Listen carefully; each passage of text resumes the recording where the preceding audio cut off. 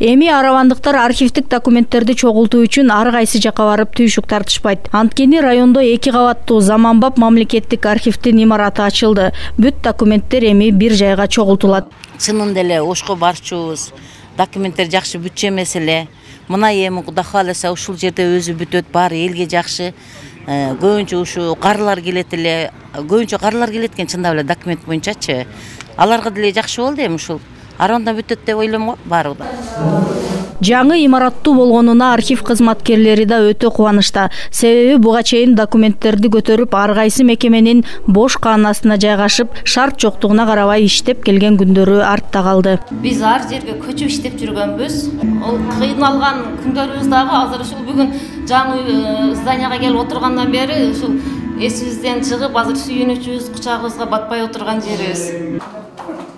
Имараттын курулушу толугу менен мамлекеттен каржыланды. Былтыр атайын жер бөлүнүп, курулушка 12 миллион сом бөлүнгөн. 2021 Юсуп айыл өкмөтүнүн чечими менен бул жерге чечим чыгарылган. Ушул чечимдин негизинде 286 метр квадрат каралып, 2023 жылы мына бүгүн бүткөрүлүп турат.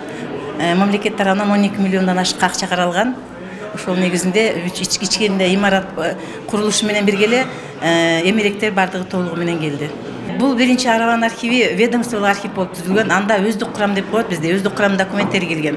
Ал эми мына айыл өкмөттөрдөгү түбөлүк сактоодогу документтер, токтом чечимдер Ош областык мамлекеттик архивинде сакталган. Кудай буйрса эми ал документтер этап менен бизге кайтарылат. Алдыда калкка дагы да ыңгайлуу шарт түзүү максатында мындагы документтерди толугу менен электрондоштуруу милдети турат. Биздики 26 жылга чейин санариптештирүү боюнча иш-чараларыбыз каралган. Архивдик документтерди билесиздер, өзүнүн бир сакталышы боюнча өздөрүнүн бир эрежелери бар.